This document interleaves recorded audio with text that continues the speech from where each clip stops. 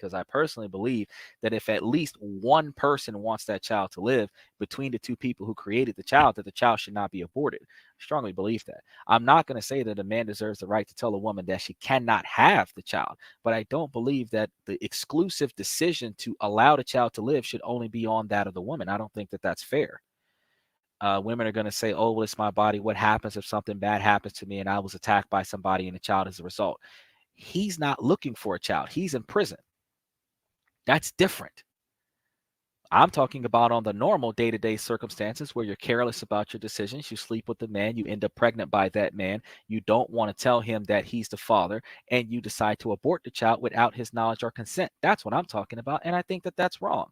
You should not be given the right, when it's not negatively impacting your health to give birth to this child, that you're going to abort the child because you don't want responsibility and you don't have the adult mentality to go and tell the person that helped you create it, hey, this happened. Now, if he tells you he doesn't want it, then by all means you can abort it. But truth be told, why abort it? Why not give it up for adoption? There are surrogates all over the place.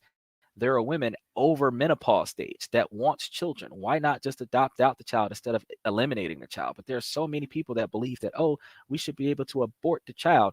And you have to understand that no matter what religion that you're in, when you start talking about abortion, you start talking about ending the life of something that does not have the ability to defend itself.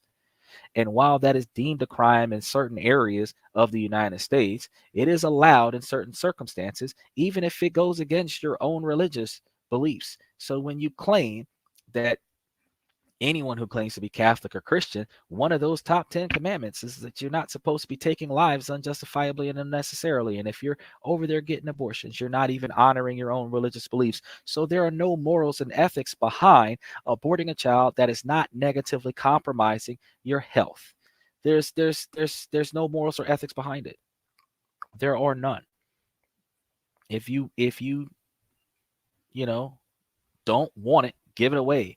In New York, they've got a safety deposit box. You can just drop the kid off into a safety deposit box and let somebody else take the kid. You don't even need to know what the child's name is. You don't have to do anything other than drop the kid into the safety deposit box and walk away. So why is it that you guys can, instead of Camilla finding ways to aid the country in doing something about the unplanned pregnancies, she's just like, eliminate them. Wasn't there testimony in the Bible about that one king that was eliminating all the children? Will Camilla let drugs into the country? First of all, hold on. Let me put the question back up there.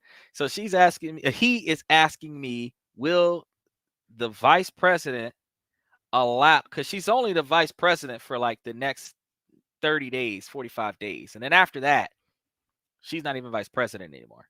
She's just like former vice president. So she ain't got that much more things to talk about between November and December 2024. But you're asking me, will she allow, if she was elected president, when she was behind, the last time I seen the polls, she had like 225 and he had like 267, and he was 3 points away from getting approved. So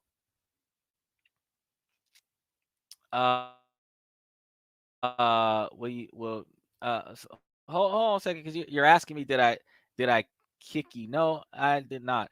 I don't waste time with kicking people. A lot of the times, as long as you are reasonably appropriate on the podcast. If I think the only time that I've ever blocked an individual was because of the individual's behavior in the green room that I was observing on the camera. It's probably the only time I've ever, because it kept popping back up, intending on negatively impacting the podcast. I don't mind if people crash the podcast. I just prefer for you to crash the podcast in an appropriate fashion, because I would like to not get canceled because of your inappropriate behavior. You want to have fun on the podcast on a daily basis. You want to make sure that the podcast can exist on a daily basis. You don't want to say or do something that causes the podcast to get shut down. Now you don't have any place to entertain yourself. So even if you're going to ask me semi-ridiculous questions on a daily basis on the podcast, you want to do it in a fashion where I don't get canceled because of your behavior. Because first person accountability is that you can negatively impact somebody else's success because of the things that you say. But no, I have not blocked you. There are some guidelines that if you're not following those guidelines, then YouTube is starting to flag your comments. And if YouTube is flagging your comments, you need to be careful about that, because YouTube will ban your account from the comment section, where you won't be able to log into YouTube anymore because of the comments that you're delivering. So I don't have, notice my hands are way over here. I'm not even touching the computer until I move on to the next comment. So, just think about that. If your comments aren't being seen, sir, it ain't because of me.